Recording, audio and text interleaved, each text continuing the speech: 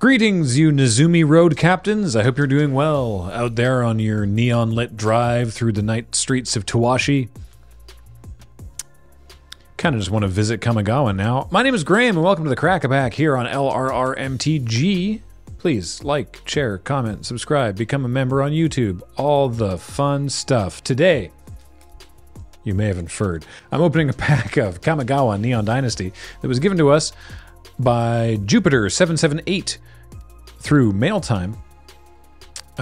Sent October 2023, but I have no idea when we opened it. But we have it now. So now I'm gonna open it.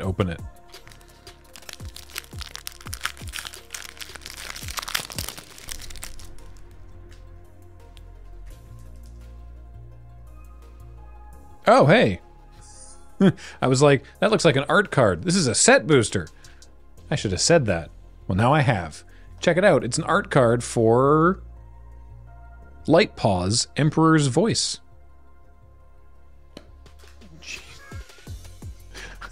I nailed it.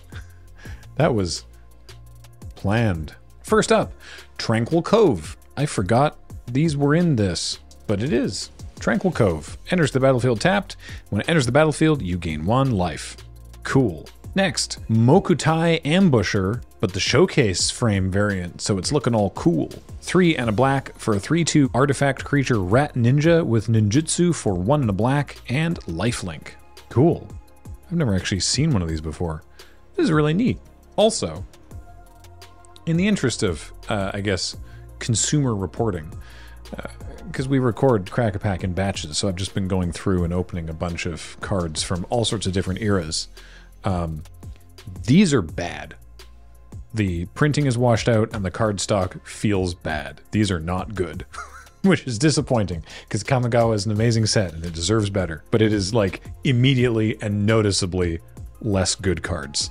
So that sucks. I think they've improved since then, but I think that this was a rough couple of years. Next, Aki Ronin. 1 and a red for a 1/3 Goblin Samurai. Whenever a samurai or warrior you control attacks alone, you may discard a card, and if you do, draw a card. That one's also showcase frame, I should have mentioned. I mean, you can see it if you are looking at it with your eyes, but maybe I'm hiding over here on your second monitor. Let me out. I'm behind a tab of something else, like work. It's okay, you can keep listening, I'll just talk. Season of Renewal is next. It's 2 and a green for an instant. Choose one or both. Return target creature card from your graveyard to your hand. Return target enchantment card from your graveyard to your hand. This rocks. Season of Renewal is so good, especially in sealed or in draft if you're in like multicolor enchantment nonsense. It's just like end of turn draw 2 cards most of the time because there's so many creatures that are also enchantments, so you just get 2 things like all the time, and it looks especially washed out. But happy to see Season of Renewal. Careful Cultivation, also 2 and a green. This one's a creature or artifact enchantment. As long as the enchanted permanent is a creature, it gets +1/+3 and has reach and has tap to add green. Or it has Channel, which means you can discard this card to make a 1/1 human monk with tap to add green. So one way or another, you can accelerate your mana. Now, last time we did Kamigawa, I was like, why artifact? And then of course I remembered it was vehicles. So I'm just saying that right now. It's you can enchant a vehicle and then you can make it into a creature, and then by what this card says, then it gets the stuff for if it's a creature. So that's neat. Grafted Growth is a different other way to accelerate your mana. 2 and a green for a land enchantment. When Grafted Growth enters the battlefield, put a +1/+1 counter on target creature or vehicle you control, and the enchanted land has tap to add 2 mana of any one color. I'm trying to remember, I recently opened Gift of Paradise, and I think that this is exactly the same, except you can enchant vehicles as well. Get the +1/+1 counter. No, Gift of Paradise is gain life one, but there's a different one that does the +1/+1 counter, and this is exactly the same as that one, except this one can also target vehicles. Just adjusting the tiniest levers to get the card to does exactly what you want. Suit Up is 2 and a blue for an instant. Until end of turn, target creature or vehicle becomes an artifact creature with base power and toughness 4/5 and draw a card. These effects have been happening more and more recently, and I think this was the one where people were like, oh, these might actually be all right. This can actually be kind of like a removal spell that replaces itself. Not all of them are good. Some of them are bad, but this one was all right. 4/5 is big. Like 3 mana to turn your creature into a 4/5, potentially bigger if it's otherwise enhanced, right? If it's got counters or equipment or an aura on it, it's going to be a 4/5 plus those things. And you draw a card, so it replaces itself. Potentially, you get to just eat one of your opponent's creatures. It's not bad. Ooh. Ooh. Colossal Sky Turtle. Love the Colossal Sky Turtle. 4 green, green, blue for a 6/5 flying Ward 2 enchantment creature turtle. That's great. But if you don't want to pay 7 mana for a 6/5 flying Ward 2, what if you become the problem? It has 2 different channel abilities. For 2 and a green, and discard it, return target card. Just card, any card. Return a card, any card. I'm sorry. From your graveyard to your hand. Also, channel for 1 and a blue, and discards the Sky Turtle, return target creature to its owner's hand. Don't worry about the second channel ability. Use the first channel ability, because what you do is you get the Sky Turtle and the Season of Renewal. And Season of Renewal, you get back a creature or an enchantment and the Sky Turtle, because it's a creature or an enchantment. This is both. You discard this to get back Season of Renewal, and you just sort of spin your wheels until your opponent gets bored and leaves. It works. I've done it to people. People have done it to me. Get a Geothermal Kami in there too to gain some life. Love the Sky Turtle. See, the next card is called Discover the Impossible, and yet everything I just described is very possible, I promise you. This is 2 and a blue for an instant. Look at the top 5 cards of your library, exile 1 of them face down, and put the rest on the bottom of your library in a random order.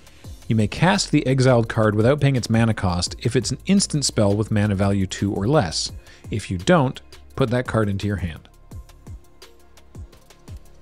Seems like a little bit of work for not a huge payoff, but the art, which I've finally just deciphered, is gorgeous. It is a top-down shot of a person in some sort of rocket-powered canoe over top of a sunken village with a school of rays, one of which is reflecting sunlight, and it's really pretty. That's a really, really pretty piece of art.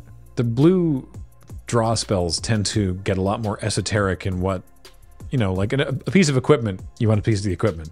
A creature, you want to see that creature. A burn spell, you know, there's different ways to draw fire. To illustrate, you get to look through your library and draw some cards. It's sort of like, I don't know, Ryan, what do you want to draw? Next, The Fall of Lord Konda, one of the sagas. 2 and a blue for an enchantment saga that reads, Chapter 1, exile target creature an opponent controls with mana value 4 or greater. Love to have a little bit of removal. For only 3 mana, too, which is nice. It's 3 mana to kill a big thing, and then that's the main reason you want to play Fall of Konda, but it does other stuff too. Chapter 2, each player gains control of all permanents they own. I mean, not unlimited. This isn't going to do a huge amount, but you've got your big payoff up front. Chapter 3, exile it, return to the battlefield transformed under your control as Fragment of Konda. It's a 1/3 human noble with defender, and when it dies, you draw a card. I think Fragment of Konda is pretty darn great. Also, interesting point, they announced a little while back that they're changing enters the battlefield to enters. And I saw someone pointed out that sagas have always said that. As this saga enters, and after your draw step, add a lore counter. Beta testing that wording, because it would not fit if they didn't. We have a rare and a foil and a double face reminder thing. Our foil is Ironhoof Boar, 5 and a red for a 5/4 artifact creature boar with trample and haste, which is like pretty scary on its own, but honestly to me what's much more frightening is that it has channel for 1 and a red, and discard it, target creature gets +3/+1 and gains trample until end of turn. Sometimes you die to that. I once had an opponent cast 2 of these, channel 2 of them in the same turn, and I super lost that game. And our rare, Invoke Justice. 1 white, white, white, white. That's 5 mana, 4 white pips for a sorcery. Return target permanent card from your graveyard to the battlefield. Then, distribute 4 +1/+1 counters among any number of creatures and or vehicles target player controls. It's okay. There was a cycle of these invocations. The black one was really good in, like, in Constructed. I mean, it was good in Limited too, honestly. This one's okay. Like, 5 mana for this effect is good. It's the colored pips that are the real pressure on getting to actually cast this. I am very easily and happily first picking Colossal Sky Turtle and hoping to wheel Season of Renewal. I shouldn't wheel Season of Renewal, but I'm hoping I do. Sky Turtle's also the most valuable card in this pack at 28 cents, did you say? Yeah. The pack's worth like not even 80 cents. Really, not even the fancy showcase Mokutai Ambusher? Look how cool it is.